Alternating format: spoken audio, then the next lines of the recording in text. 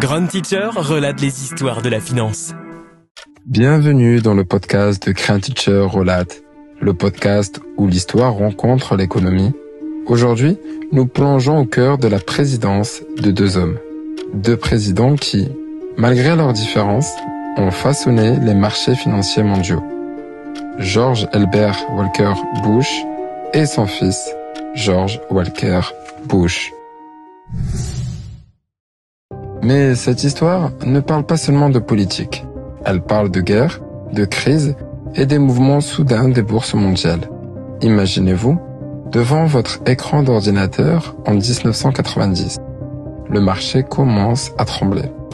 Vos investissements semblent sûrs et puis d'un coup, tout change. C'est en 1989 que tout commence. George Herbert Walker Bush vient d'entrer à la Maison-Blanche. Le monde est en pleine mutation. La guerre froide touche à sa fin. Le mur de Berlin s'effondre. Mais alors que l'Europe célèbre, une menace économique plane au-dessus des États-Unis. L'économie américaine chancelle. Une récession se profile. Les entreprises commencent à souffrir. Et avec elles, la bourse. Bush tente de garder le cap, mais en 1990, la guerre du Golfe éclate. Le pétrole devient la monnaie d'échange. Les investisseurs sont nerveux. La bourse chute violemment et l'incertitude règne.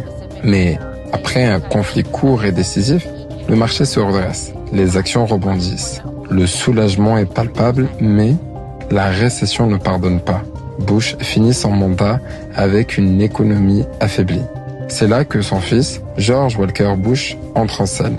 C'était le début de ce que beaucoup pensaient être une ère de stabilité.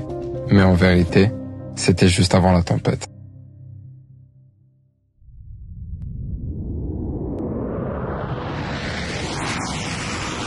Nous sommes le 11 septembre 2001.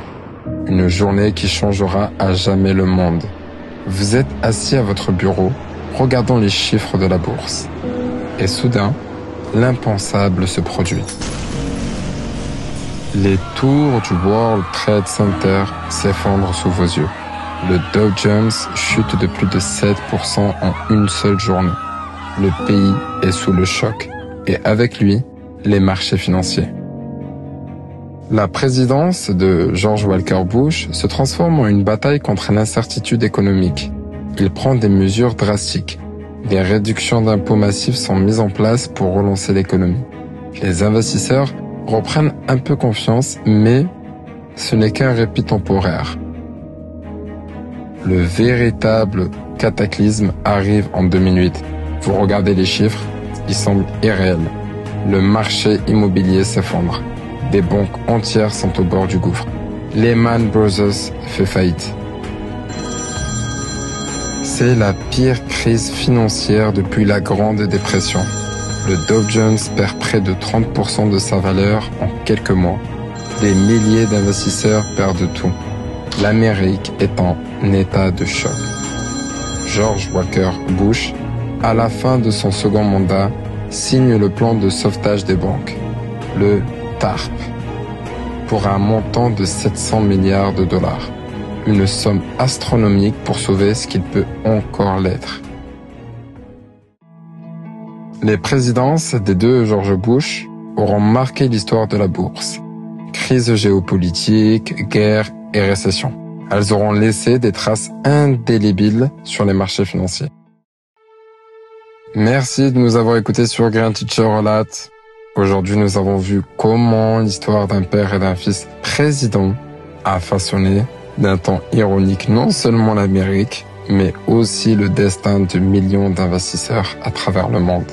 Restez avec nous pour plus d'histoires fascinantes où l'économie rencontre les événements mondiaux. Ici, chaque chiffre raconte une histoire.